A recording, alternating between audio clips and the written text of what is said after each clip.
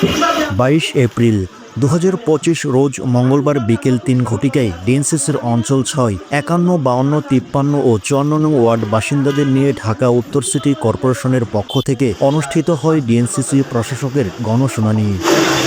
এই গণশুনানিতে অংশ নেন ডিএনসিসির প্রশাসক মোহাম্মদ এজাজ। এছাড়াও উপস্থিত ছিলেন বিভিন্ন রাজনৈতিক সংগঠনের নেতৃবৃন্দরা সহ উত্তরা সেক্টর সোসাইটির দায়িত্বশীলগণ। উক্ত গণশুনানিতে ডিএনসিসির 6 অন্তর্গত ওয়ার্ডগুলো বাসিন্দাদের থেকে শোনা হয় তাদের সকল সমস্যার কথা।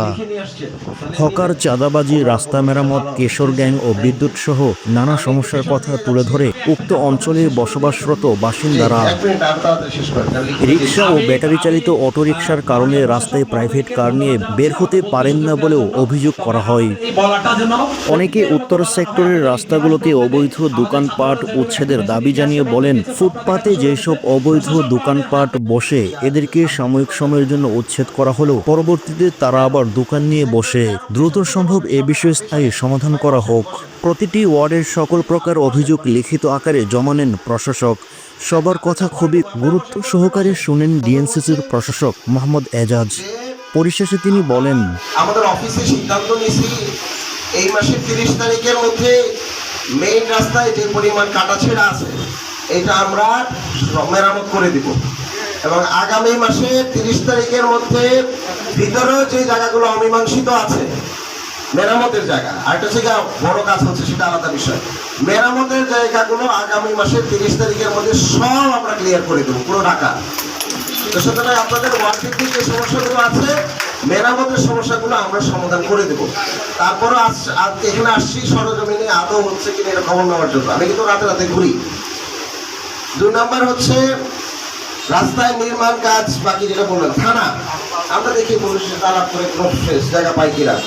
এলইডি লাইট বন্ধ, এটা আপনাদের এই অঞ্চলে খিলক্ষেত এবং মোহাম্মদপুরে আমরা সবথেকে বেশি সমস্যা পাইছি এবং এইসব জায়গায় ক্রাইমও বেশি।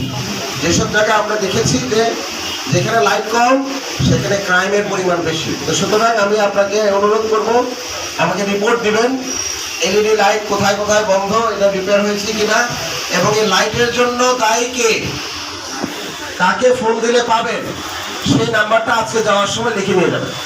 ওনারা ফোন দিবেন, এখনই বলে দিচ্ছি, বলেন। আরে রাখেন না ভাই, যেখানে খাম্বা যেখানে ব্যবস্থা নেই সেটা আরেক আলাপ। আগে আগে লাইট যেখানে বন্ধ সে আলাপ করি না, উত্তেজিত হয় না। নাম্বারটা বলেন। 724 577 370 শাহিন অ্যাসিস্ট্যান্ট ইঞ্জিনিয়ার। হ্যাঁ, সেই ইঞ্জিনিয়ার ওনার নাম্বারটা সরাসরি দিয়ে দিলাম। যেখানে সমস্যা হবে ওনাকে জানাবেন। তারপরে যদি না হয় আমাদের ফেসবুকের পোস্টে গিয়ে লিখে দিবেন। আমি কিন্তু প্রত্যেকটা পোস্ট এবং কমেন্ট পড়ি। এবার আসি আপনার বিষয়, যেখানে লাইট নাই, খাম্বা পড়ে রয়েছে, এগুলার আমরা দ্রুত সমাধানের জন্য একটা প্রকল্প নিয়ে নেব। ঠিক আছে ভাই?